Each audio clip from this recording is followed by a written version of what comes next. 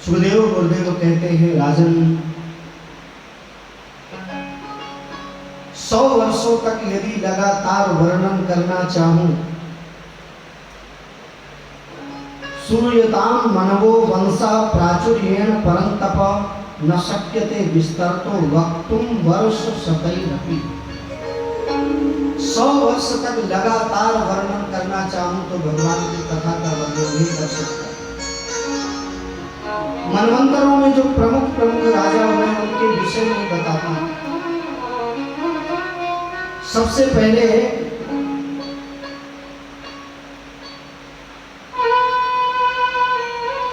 वैवस्वत मनु हुए। इनके कोई संतान नहीं थी। मित्रा वरुण नाम का यज्ञ कराया। चाहते थे कि घर में बेटा हो,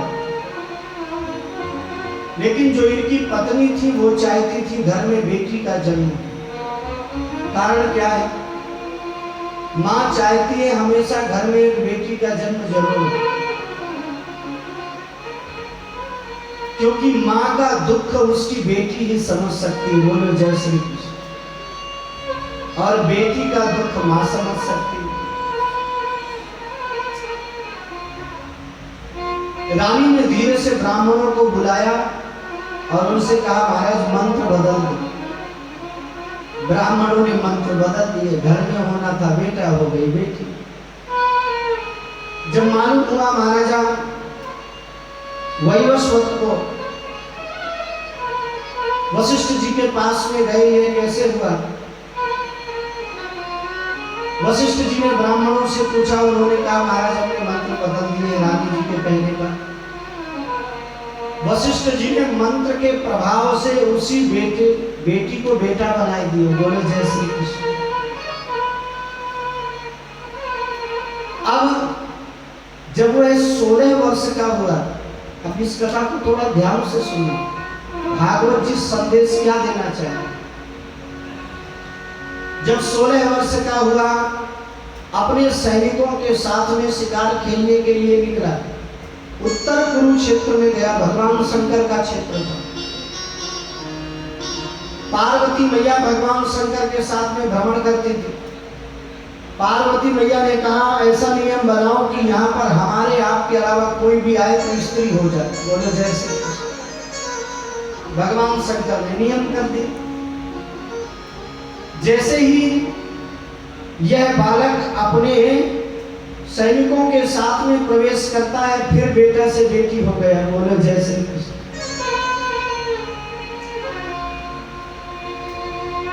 कालांतर में बुद्ध ने देखा, विवाह हुआ, पुरूरवा नाम की संतान हुई। इस प्रसंग के माध्यम से यह बताया जा रहा है कि बेटा बेटी में फर्क नहीं समझना चाहिए। जो बेटा कर सकता है वो बेटी भी कर सकती है। और आज तो आप देखते हैं, किसी भी स्टेट का रिजल्ट उठा करके देख लीजिए और किसी भी विधा में देख लीजिए, किसी भी स्टेट में चले जाइए, बेटियों का रिजल्ट सबसे आगे। और ऐसा ही चलता रहा तो अभी तक बेटे कहते रहना कि तू कितना पढ़ी है, चिंता मत करो। वो समय भी आएगा जब बेटी पढ़ी लिखी सामने आएगी, वो पूछेगी आप कितना पढ़े। आज देखते हैं प्रत्येक स्टेट का रिजल्ट सबसे ज्यादा बेटियां आगे रहती हैं। बेटियों के नंबर 90, 95% और बेचारे बेटा 40% में खुश है। जैसे फिर भी माँ कहती है, बेटे ने बहुत मेहनत किया, बहुत मेहनत किया, सुबह से शाम तक जगता रहा। मैं देखती थी, पर ये जो नंबर देने वाला है ना, इसने नंबर काट लिए। बोलो जय श्री कृष्ण। यह माँ की ममता है। कई लोग कहते हैं, महाराज जी हमने जितनी मेहनत की थी हमारा उतना रिजल्ट क्यों नहीं आया? अच्छा, एक बात मैं आप लोगों से पूछना चाहता हूं, आपने ये कैसे माना कि आपके इतने ही % रिजल्ट होना चाहिए?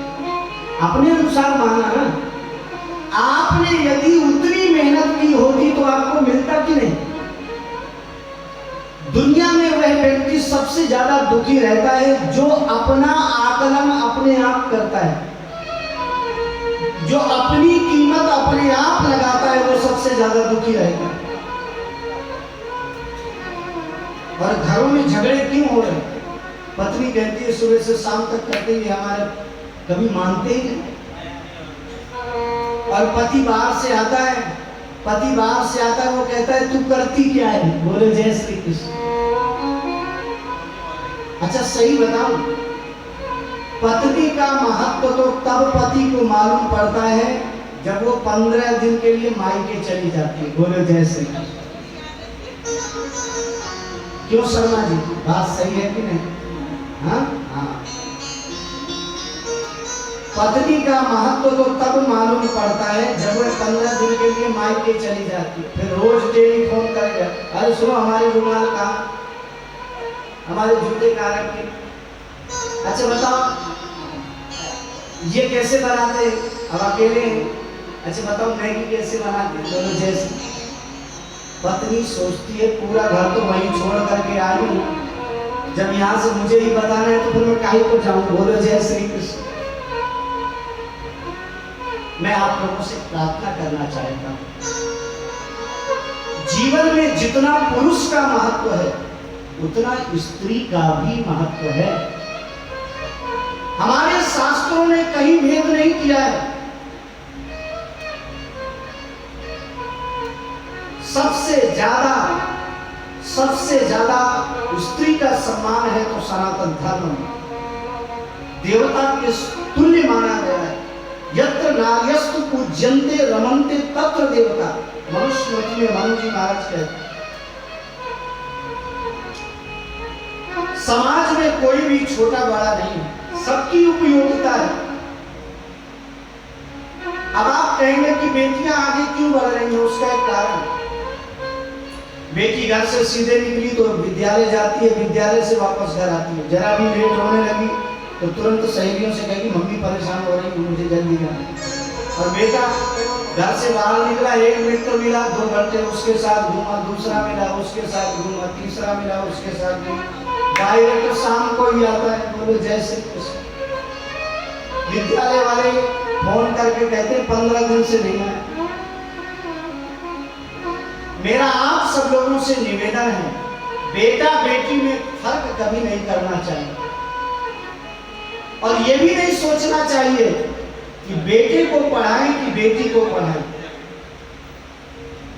दोनों को पढ़ाना चाहिए। पता नहीं किसके भाग्य में उन्नति लिखी है।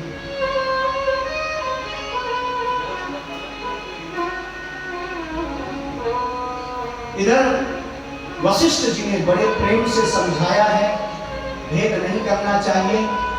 आगे चल के इन्हीं के वंश में किस प्रकार से सरियाती हुए हैं, उन्हीं के वंश में नभग, नभग के नाभाग, नाभाग के अम्बरीश हुए। अम्बरीश चक्रवर्ती सम्राट होने के बाद भी भगवान की सेवा स्वयं करते थे अपने हाथों से। भगवान ने आपके ऊपर कृपा किया है, सब कुछ दिया है, बाकी सारे कार्य सेवकों से कराना चाहिए, पर 2 काम अपने हाथ से करना चाहिए। एक तो भगवान की सेवा और घर में प्रसादी अपने हाथ से बनाना चाहिए। घर में भोजन अपने हाथ से बनाना चाहिए, क्योंकि जैसा खाएंगे अन्न वैसा होगा मन। आपके घर में यदि सेविका भोजन बनाने के लिए आती है, पता नहीं वो शुद्ध है, पवित्र है, या स्नान करके आई है, नहीं करके आई, झगड़ के आई है, उसका भी प्रभाव होता है। कई बार भोजन करते ही आपस में भोजन करते करते ही झगड़े चालू हो जाते हैं। एक पत्नी जब हाथ से बनाती है तो भाव से बनाती है। एक माँ जब अपने हाथ से भोजन बनाती है उसमें उसका भाव सम्मिलित होता है। उसे मालूम है यह प्रसाद मेरा बेटा खाएगा, मेरे पति खाएंगे। इसलिए प्रसादी अपने हाथ से बनाना चाहिए और प्रसादी बना करके सबसे पहले भगवान को भोग लगा और इसके बाद में जो भोग लगी हुई थाली है उसको प्रत्येक सामग्री में मिला दो, वह भोजन प्रसाद हो जाता है। अम्बरीश जी महाराज चक्रवर्ती सम्राट होने के बाद भी यही किया करते, अपने हाथ से भोजन बनाते, भगवान को भोग लगाते और इनका मन हमेशा भगवान के चरणों में रखा रहता था। सवै मनः कृष्ण पदारविन्दयो वचांसि वैकुंठ गुणानुवर्णने करौ हरे मंदिरमार्जनादिषु श्रुतिं चकाराच्युत सत्कथोदये।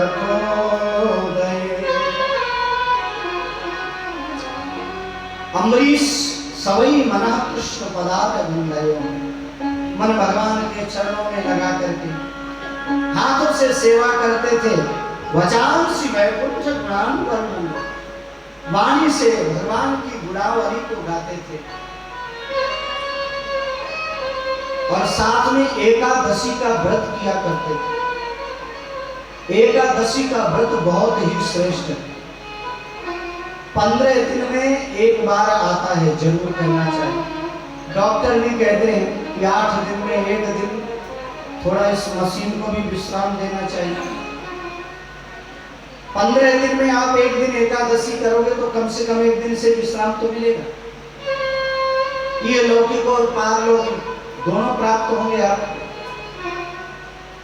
अम्बरीश जी महाराज व्रत पारण करने वाले थे, दुर्वासा जी आ गए। दुर्वासा जी ने कहा, राजन आपके यहाँ पर भोजन करना है।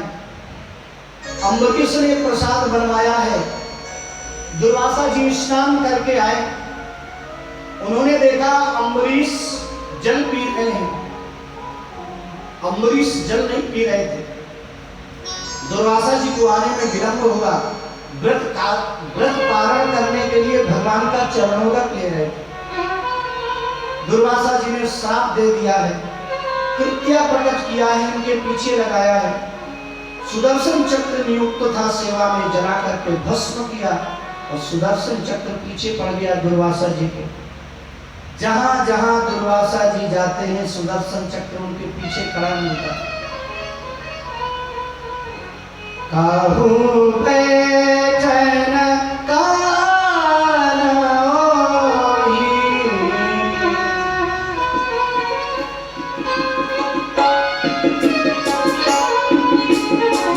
काहू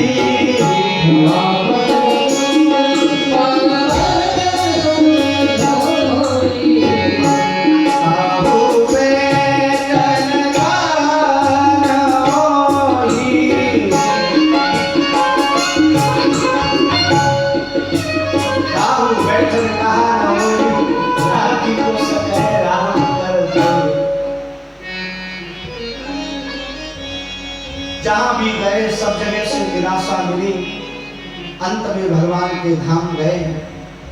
भगवान ने कहा अहम भक्त पराधीनो स्वतंत्र इवद्विजो, दुर्वासा जी आज मैं भी आपकी रक्षा नहीं कर सकता, आपको पुनः अम्बरीश के पास जाना पड़ेगा। अम्बरीश के पास में दुर्वासा पहुंचे हैं। अम्बरीश ने सुदर्शन जी से प्रार्थना किया है भवतु विज्वरः, आप शांत हो जाइए। सुदर्शन चक्र शांत हो जाते हैं। 1 वर्ष तक जब तक लौट करके दुर्वासा जी नहीं आए, अम्बरीश ने अन्न ग्रहण नहीं किया। इधर 1 वर्ष के बाद में इन्होंने भोजन करा करके बड़े प्रेम से विदा किया है। ऐसे अम्बरीश महाराज भगवान के भक्त थे। इन्हीं के वंश में इक्ष्वाकु, सोभरी इत्यादि का चरित्र है, हरिश्चंद्र का चरित्र है। सगर के असमंजस के अंशुमान के दिलीप के हुए हैं भागीरथ। भागीरथ गंगा लाने में सफल हुए हैं। गंगा जी ने शर्त रखी थी, एक तो मेरे वेद को धारण कौन करेगा, और दूसरी शर्त जब मैं पृथ्वी में आऊंगी, दुनिया वाले स्नान करके मेरे अंदर पाप छोड़कर जाएंगे तो मेरे पाप कैसे नष्ट होंगे। शंकर भगवान से प्रार्थना किया है, उन्होंने आश्वासन दिया है गंगा जी को हम धारण करेंगे। भागीरथ ने गंगा मैया से कहा आपके बेट को भगवान शंकर धारण करेंगे, आप में स्नान करने सब जाएंगे, लेकिन जब विशेष पर्व आएगा, जैसे कुंभ का पर्व आता है, उसमें बड़े बड़े महापुरुष अमलात्मा विमलात्मा स्नान करने के लिए जाते। आप जब कुंभ में जाते हैं, जितने संतों के दर्शन वहां होते हैं फिर कभी नहीं होते। कितने संत तो ऐसे हैं कुंभ के बाद में सीधे हिमालय चले जाते, जंगलों में एकांत में तपस्या करते हैं। भागीरथ जी ने कहा ऐसे अमलात्मा विमलात्मा संत जब आप में स्नान करेंगे तो वो सारे पाप अपने आप नष्ट हो जाएंगे। गंगा जी आई हैं, गोमुख से प्रकट हुई हैं, यहाँ से चलती हैं, कपिलाश्रम पहुंचती हैं, पूर्वजों का उद्धार करती हैं। इन्हीं के वंश में आगे चल करके किस प्रकार से इक्ष्वाकु का वर्णन है और किस प्रकार से भगवान राम का जन्म हुआ है, इसका भी वर्णन है। इन्हीं के वंश में खटवांग हुए हैं, खटवांग के दीर्घबाहु, दीर्घबाहु के रघु, रघु के पृथु, पृथु के अज, और अज के महाराजा दशरथ हुए। दशरथ के कोई संतान नहीं थी। वशिष्ठ जी से प्रार्थना किया है। वशिष्ठ जी ने पुत्र कामेष्टि यज्ञ कराया है। अग्निदेव चरु लेकर के प्रकट हुए हैं। दशरथ जी ने समस्त रानियों को बांटा है। अर्ध भाग कौशल्य दीना, उभय भाग आधे कर कीना, उससे आधा कैकेयी को, फिर उससे सुमित्रा जी को। कालांतर में 4 पुत्र उत्पन्न हुए हैं। वशिष्ठ जी ने नामकरण संस्कार किया है, राम लक्ष्मण भरत शत्रुघ्न। भागवत जी में राम कथा अति संक्षेप में वर्णित। आप कहेंगे कि रामचरित्र वर्णन करने की आवश्यकता ही क्यों पड़ी? सुखदेव गुरुदेव कहते हैं राजन, जब तक राम का चरित्र समझ में नहीं आएगा तब तक हम भगवान कृष्ण का चरित्र समझ नहीं सकते। राम की मर्यादा को आंखों में धारण करके ही भगवान कृष्ण का चरित्र समझा जा सकता है। एक संत कहा करते थे, राम चरित्र परम पवित्र, कृष्ण चरित्र महाविचित्र। बोलो जय श्री कृष्ण। तब उन्होंने गुरुवर्थे त्यक्त राज्यो व्यचरद अनुवनम पद्म पद्भ्याम प्रियायाः पाणिस्पर्शा क्षमाभ्याम मृजित पथ रुजो यो हरीन्द्रानुजाभ्याम वैरूप्याच्छूर्पणख्याः प्रिय विरह रुषा रूपित भ्रूभृजिम्भस् त्रस्ताब्धिर्बद्ध सेतु खलदव दहना कौशलेन्द्रो बताना। इस एक श्लोक में पूरी राम कथा सुनाई। और इसी के माध्यम से कुछ प्रसंगों का वर्णन किया है। भागवत जी में प्रसंग प्रारंभ हुआ है धनुष यज्ञ से। बोलो जय श्री कृष्ण। भगवान राम धीरे धीरे बड़े हुए हैं। विश्वामित्र जी आते हैं, मान करने जाते हैं। ताड़का का उद्धार किया, सुबाहु का उद्धार किया है। मारीच को बिना फल का बाण मार करके 7 योजन का सागर पारा फेंक दिया है। भगवान ने अहिल्या का उद्धार किया है। अहिल्या रास्ते में पड़े हुए भगवान की प्रतीक्षा कर रही थी। गुरुदेव से पूछा है, गुरुदेव ने सारी कथा सुनाई है। अहिल्या का उद्धार किया है। भगवान जनकपुरी पहुंचे हैं, धनुष को तोड़ा है, जानकी जी से नाता जोड़ा है। चारों भाइयों का विवाह हुआ है, सानंद अयोध्या में रहने लगे हैं। अब भगवान के जीवन में मंगल ही रहना चाहिए। हम वनवास नहीं अभी भेजते। बोलो जय श्री कृष्ण। अयोध्या में सब बड़े प्रेम से भगवान की जय जयकार कर रहे हैं।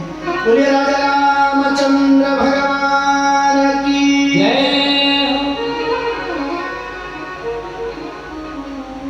राजा राम राम राम, राजा राम राम राम, राजा राम राम राम,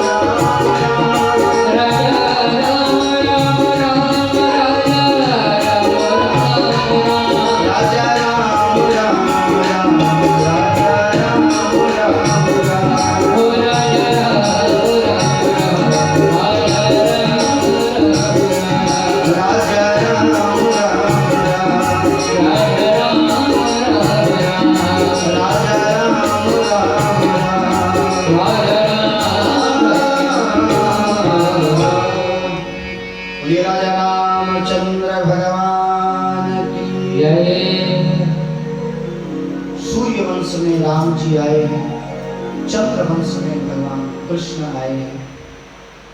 प्रारंभ में पहले किस प्रकार से पुरूरवा की कथा है, फिर ययाति का चरित्र वर्णन किया गया।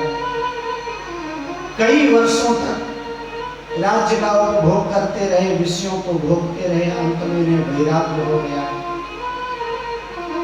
इन्होंने कहा न जातु कामा कामा नाम उपभोगेन साम्यति हविषा कृष्ण वर्त में वो भूय एवादि वर्तते। अंतिम समय तक इंद्रियों पर विश्वास नहीं करना चाहिए, क्योंकि हमारे पतन का कारण यह इंद्रियां ही बनती हैं। अंतिम समय तक सजग रहना चाहिए।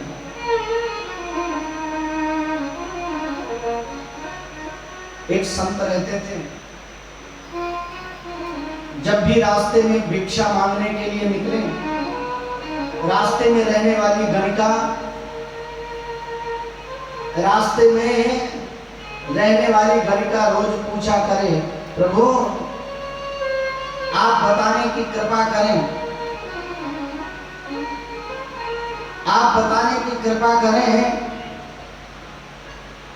इंद्रियां हमारा कहां तक उत्थान कर सकती हैं और कहां तक पतन कर सकती हैं। वह संत कुछ नहीं बताते, शांत होकर के चले जाते। अंतिम समय आया, चारपाई में पड़े हुए थे, तब वह गणिका पहुंची, महाराज अब तो बता दो। संत ने कहा, बेटी अंतिम समय तक इंद्रियों पर भरोसा नहीं रखना चाहिए। हम जितना संयम रखेंगे उतना ही जीवन हमारा अच्छा होगा। बता करके चले जाते हैं। इन्हीं के वंश में आगे चलकर भगवान कृष्ण आए हैं। महाराजा सूरसेन के वंश में ही उग्रसेन हुए हैं, उनके पुत्र कंस हुए हैं। कंस अत्याचारी था। कंस के लिए भगवान जन्म लेकर के आए हैं, इसका उद्धार करते हैं। भगवान 5 वर्ष गोकुल, 6 वर्ष वृंदावन, 14 वर्ष मथुरा और 100 वर्ष द्वारिका में रहे। अंत में लीला संवरित करके स्वधाम चले जाते हैं।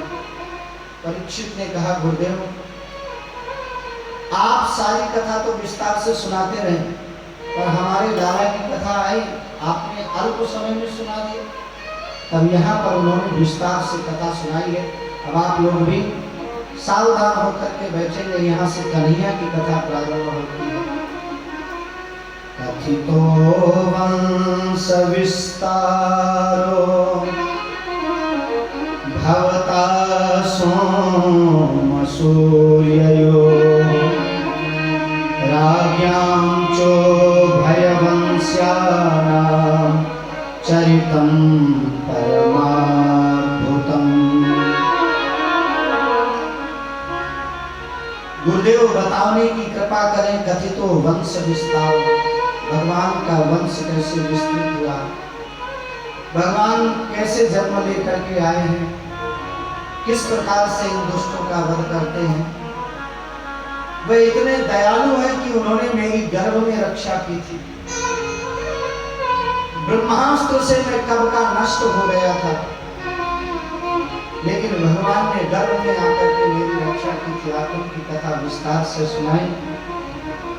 सुखदेव गुरुदेव ने कहा, राजन आज कथा का चौथा दिवस है, आपने कुछ खाया नहीं है, यहाँ तक कि जल भी पिया नहीं है। आप पहले जलपान कर लो, जलपान करने के बाद में आपको कथा सुनाऊं। आंखों से अश्रु निकलने लगे। परीक्षित कहते हैं, गुरुदेव नहीं साति दुस्सहाय त्यक्तोदमपि बाधते तं तन्मुखाम्भोज चितं हरिकथामृतम्। आप कथा सुना रहे हैं, सुन सुन करके तृप्ति हो रही है, न भूख लग रही है, न प्यास लग रही है। आपको मेरे लाला की कथा सुनाओ। तब यहाँ से सुखदेव गुरुदेव प्रारंभ करते हैं। राजन, कंस को मथुरा वाले अत्याचारी पापाचारी समझते थे, और कंस सच में था भी ऐसा। कंस ने इतना अत्याचार फैलाना प्रारंभ किया, पृथ्वी भी दुखी होकर ब्रह्मा जी की शरण में गई। गौर भूत्वास्त्रमुखी खिन्ना क्रंदंती कर्णम विभो। जैसे ही गैया मैया भगवान के शरण में गई है, ब्रह्मा जी को वाणी के माध्यम से, आकाशवाणी के माध्यम से सारा वृत्तांत भगवान ने बताया। मैं शीघ्र ब्रज में जन्म लेकर के आऊंगा, आप सब लोग ब्रज में नाना स्वरूपों में प्रकट हो जाओ। ब्रह्मा जी ने आकाशवाणी का अभिप्राय समझाया है। वसुदेव गृहे साक्षात भगवान पुरुष परः जनिष्यते तत्प्रियार्थम संभवन्तु सुरस्त्रियः। सबको आश्वासन दिया है। सारे देवता नाना स्वरूपों में ब्रज में प्रकट हो गए हैं। एक दिन कंस के अनुचरों ने कहा, महाराज मथुरा वाले आपको पापाचारी अत्याचारी समझते हैं, एक अच्छा काम कर दो तो दुनिया वाले आपको भी अच्छा समझे। कंस ने कहा, यदि ऐसी बात है तो अपनी सौतेली बहन, चचेरी बहन का विवाह हम अपने हाथ से संपन्न करेंगे। कंस वसुदेव के पास में गया और बोला, परसों बारात लेकर के आ जा। अब भला ऐसे से रिश्तेदारी कौन करना चाहे। वसुदेव तो बेचारे वैसे भी घबरा रहे थे, मना करें तो आफत और हाँ करें तो आफत। वसुदेव जी ने यहाँ पर समझाया। कंस ने कहा, हम कुछ नहीं जानते, आपको परसों बारात लेकर के आना है तो आना है। बोलो जय श्री कृष्ण। वसुदेव जी बारात लेकर के पहुंचे हैं। कंस ने स्वागत किया है। देवकी का विवाह संपन्न हुआ। जैसे ही रथ में बैठा करके रथ आगे बढ़ने ही वाला था, वसुदेव जी आगे हैं, रथ को बढ़ाने की आज्ञा देने ही वाले थे, कंस सामने आकर के खड़ा हो गया। वसुदेव जी से कहा हम अपनी बहन को विदा करने वहां तक स्वयं जाएंगे, और स्वयं रथ की बागडोर संभाल करके आगे बैठ गया। अब हवा बदलते समय नहीं लगता।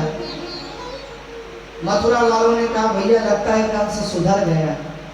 अच्छा, सज्जन व्यक्ति की एक विशेषता हो, यदि किसी में सुधार होता है तो वो सब में सज्जनता ही देखने लगता है।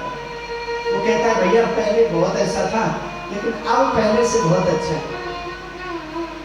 जो सज्जन थे उन्होंने कहा भैया हमें लगता है कंस था तो अत्याचारी, पर देखो अपनी बहन का विवाह स्वयं अपने हाथों से कर रहा है, बागडोर संभाल कर विदा करने जा रहा है।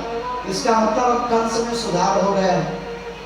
कंस ने अपने अनुचर लगा रखे थे, उनसे बार बार ऐसे इशारा करके पूछ रहा था क्यों माहौल बदला कि नहीं, बोलो जय श्री कृष्ण। जो सैनिक लगे हुए थे वो सब इशारे से कह रहे थे महाराज आपने तो अभी बागडोर संभाली है, वहां तक लेकर के चलोगे ना तो पूरा माहौल बदल जाएगा।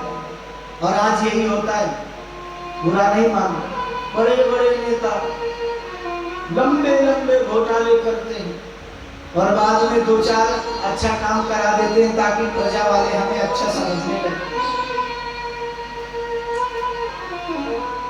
जैसे ही कंस का रथ आगे बढ़ा, आकाशवाणी हुई, राजन आप जिन्हें रथ में बैठा करके जा रहे हैं उसी बहन का 8वां लाल आपका काल हो। अस्यस्त्वामष्टमो गर्भो हन्तायां वहसे बुधा, हन्तायां वहसे बुधा, हन्तायां वहसे बुधा। अरे अबुध, जिसको बैठा करके तू ले जा रहा है उसका 8वां लाल तेरा काल होगा। कंस ने म्यान से तलवार निकाल लिया है, देवकी के बालों को पकड़ा, मारने ही वाला था, तब तक वसुदेव जी आ गए। राजन आप इतने बड़े बलवान हैं, स्त्री पर प्रहार करेंगे तो दुनिया वाले आपको क्या कहेंगे? राजन स्त्री पर प्रहार नहीं करना चाहिए। और देखो राजन, जिस दिन हमारा जन्म होता है उसी दिन हमारी मृत्यु का भी जन्म हो जाता है। मृत्युर्जन्मवतां वीरो देहेन सह जायते, अद्यवाप्तसतां तेवा मृत्युर्वै प्राणिनां ध्रुवः, मृत्युर्वै प्राणिनां ध्रुवः।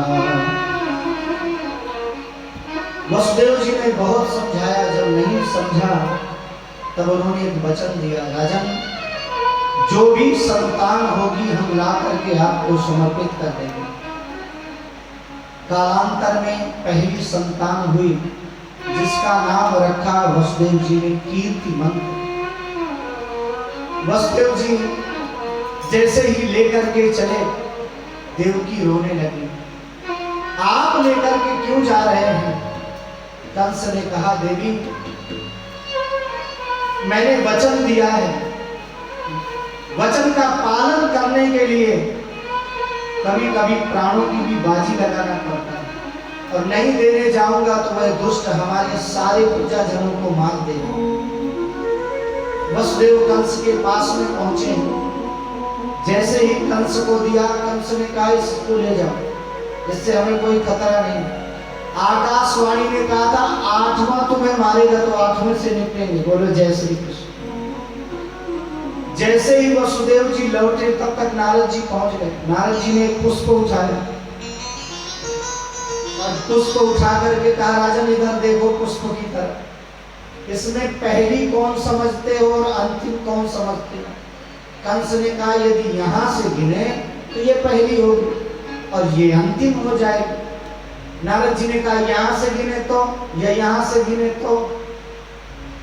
तो फिर ये पहली और अंतिम नहीं हो जाएगी। महाराज उसका ऐसा मत्था घूमा। वसुदेव जा ही नहीं पाए थे, दौड़ करके पहुंचा, हाथ से बालक को छुड़ा करके जमीन में देता है। कालांतर में दोनों को उठा करके जेल खाने में डाल दिया है। 6 पुत्र हुए, उन 6 पुत्रों को इसने मार दिया। 7वां जैसे ही गर्भ में आया, भगवान ने योग माया को बुलाया।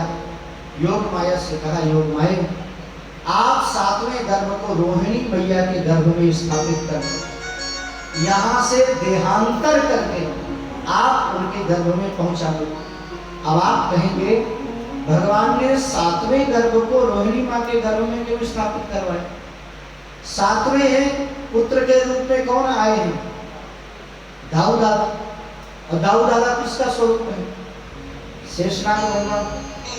साक्षात शेषावतार ही है दाऊ दादा।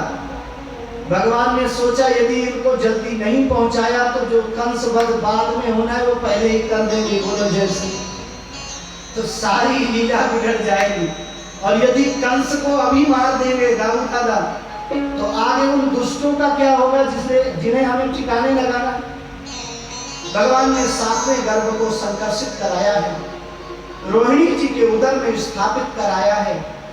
अब इधर धीरे धीरे आया समय।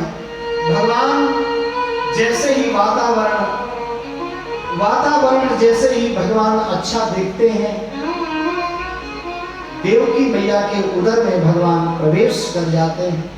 बोलिए भक्तवत्सल भगवान की जय हो।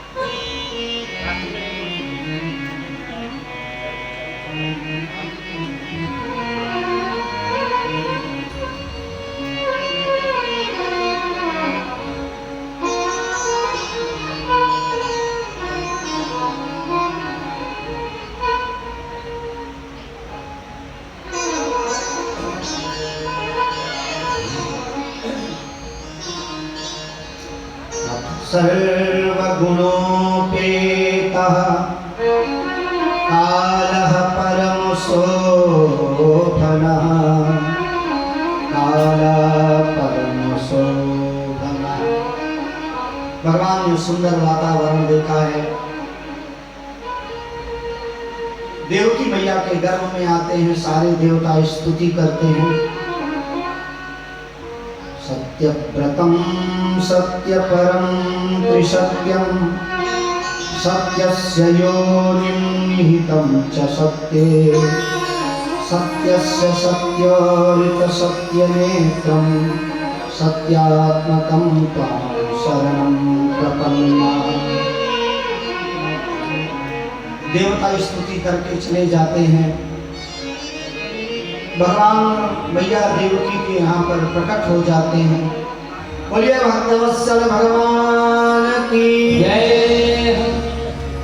जैसे ही भगवान प्रकट हुए, भगवान ने समझाया आप हमें शीघ्र गोकुल पहुंचा दो। सारी बेड़ियां खुल गए हैं, पहरेदार सो गए हैं। इधर भगवान को धारण करके सूप में रख करके वसुदेव जी यमुना को पार करते हैं, गोकुल पहुंचाते हैं। गोकुल में भगवान को स्थापित किया है। यशोदा मैया की बेटी को लेकर के आते हैं। बेटी ने रोना प्रारंभ किया है। कंस ने जैसे ही हाथ में लिया मारने के लिए अष्टभुजा बन करके प्रकट हो गई है। तुम्हारे मारने वाला कोई ब्रज में पैदा हो गया है। अब आइए, हम लोग ज्यादा समय नहीं लेंगे, मात्र 2-3 मिनट में लाला का उत्सव मनाएंगे। कारण क्या है, हमारे यजमान जी को जाना है अस्पताल, हमें अभी मालूम हो। 2-3 मिनट में हम सब लोग कन्हैया के जन्म का आनंद लेंगे। वसुदेव जी ने जैसे ही पहुंचाया, लाला पहुंचे किसी को मालूम ही नहीं हुआ। सारे गोकुलवासी सो रहे थे।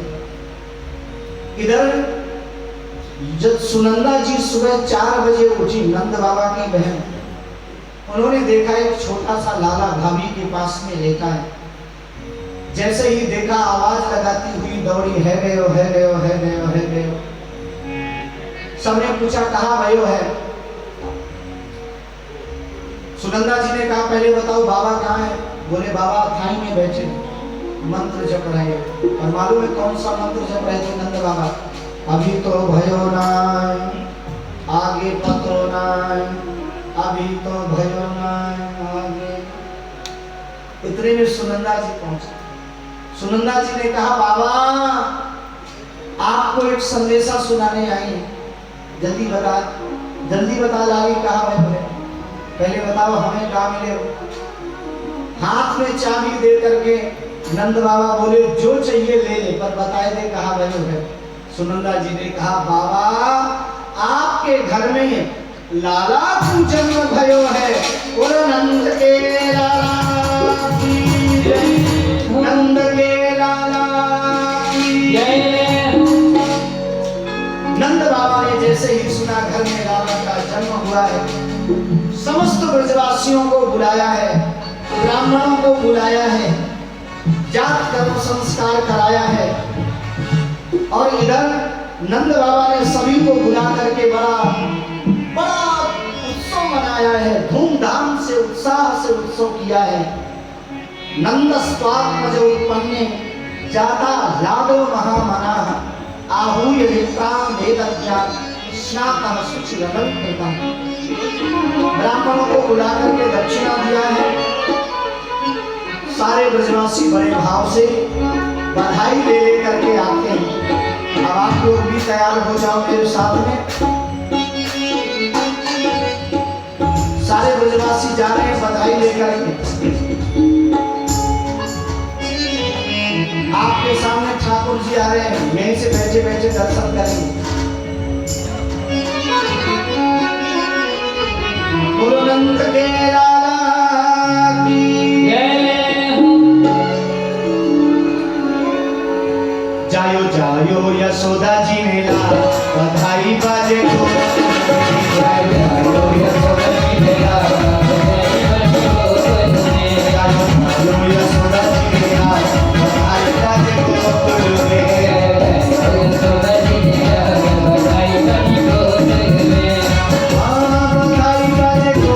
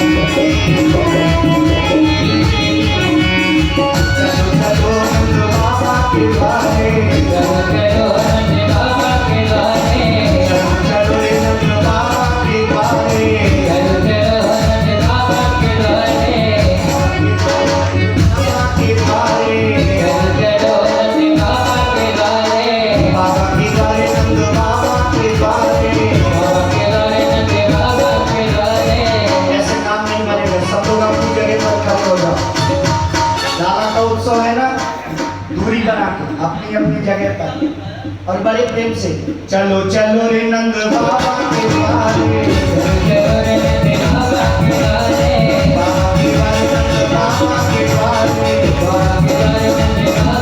द्वारे, लाला निहारेंगे, लाला निहारेंगे, लाला निहारेंगे, बधाई बाजो,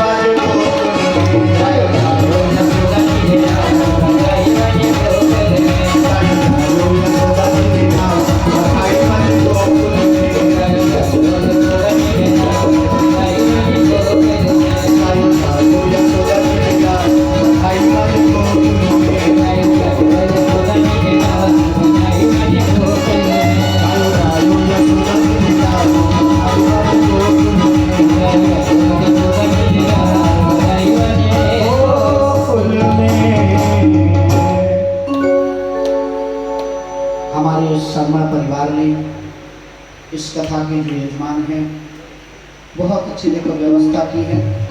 सबके पास में बधाई आएगी, एक से दो पहुंचे तो दूसरे को दे दे, जबरदस्ती छीने नहीं, आपके स्थान में आ जाएगी और बड़े भाव से बोलेंगे नंद के आनंद भयो जय कन्हैया लाल की।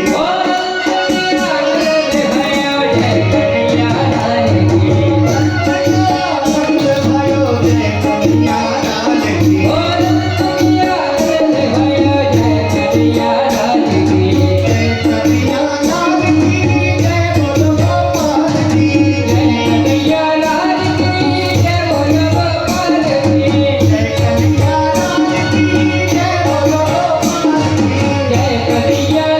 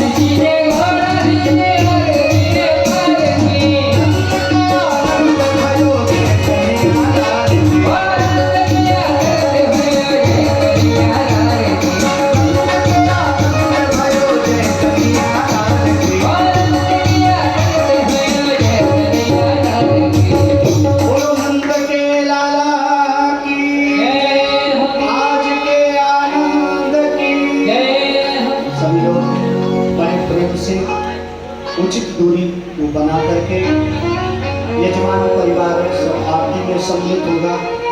आप अपने स्थान से ही खड़े होकर के आरती का आनंद लेंगे।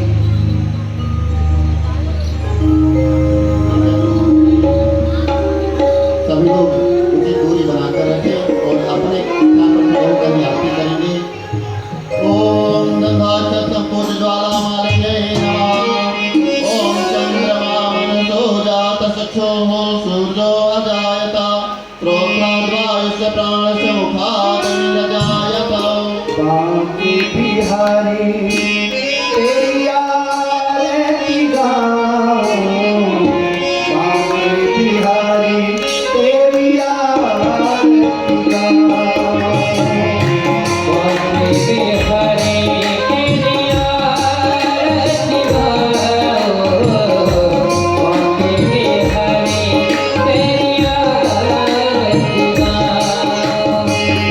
आरती गाओ प्यारे आपको रिझाओ, आरती गाओ प्यारे आपको रिझाओ, बांके बिहारी तेरी आरती गाओ, बांके बिहारी तेरी आरती गाओ।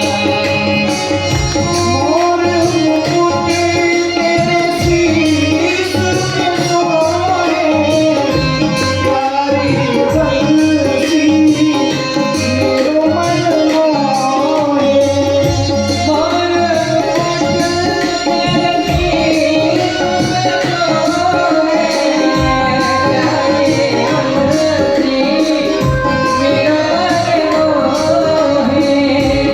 एक चली बनी भारी मैया,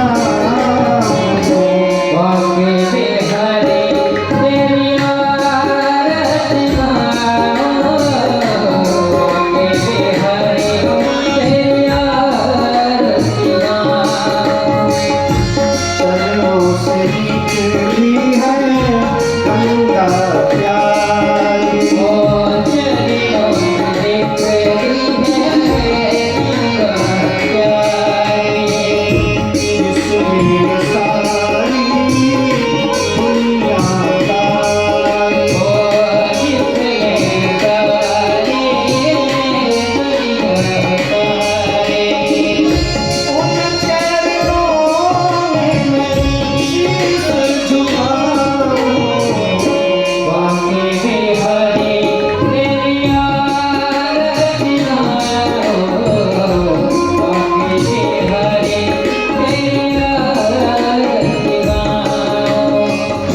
व्यास दास के नाथ आप हो, व्यास दास के नाथ आप हो। सुख दुख जीवन प्यारे साथ आप हो, सुख दुख जीवन प्यारे साथ आप हो। इन चरणों में मैं दर्शन पाऊं, बांके बिहारी तेरी आरती गाओ, बांके बिहारी तेरी आरती गाओ। श्री हरिदास के प्यारे तुम हो, मेरे मोहन जीवन धन हो। श्री हरिदास के प्यारे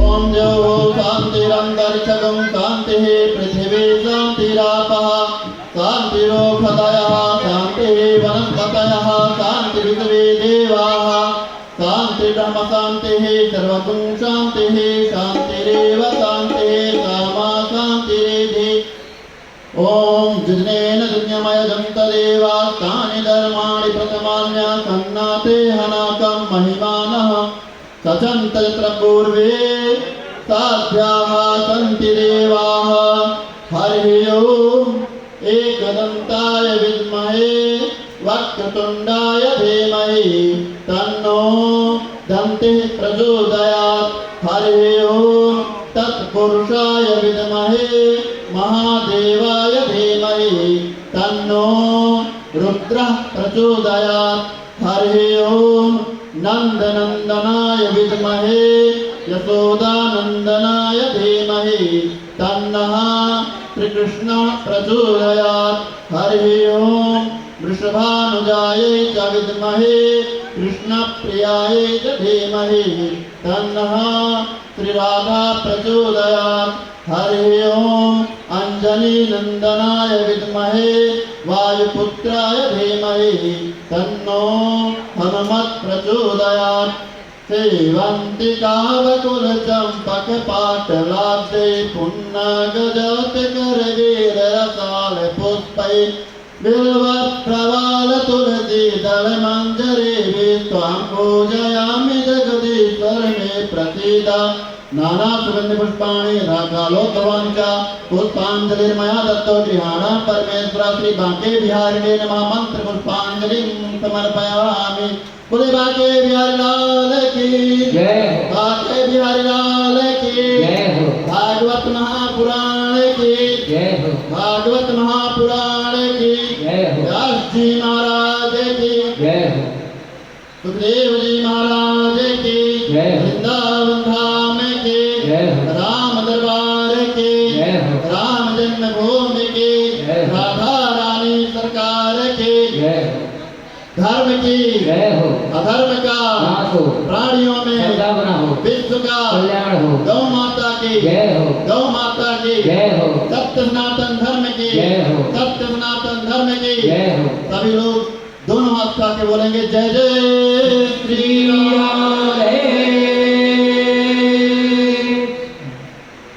ओम सहनावतु सहनौ भुनक्तु सह वीर्यं करवावहै तेजस्विनावधीतमस्तु मा विद्विषावहै।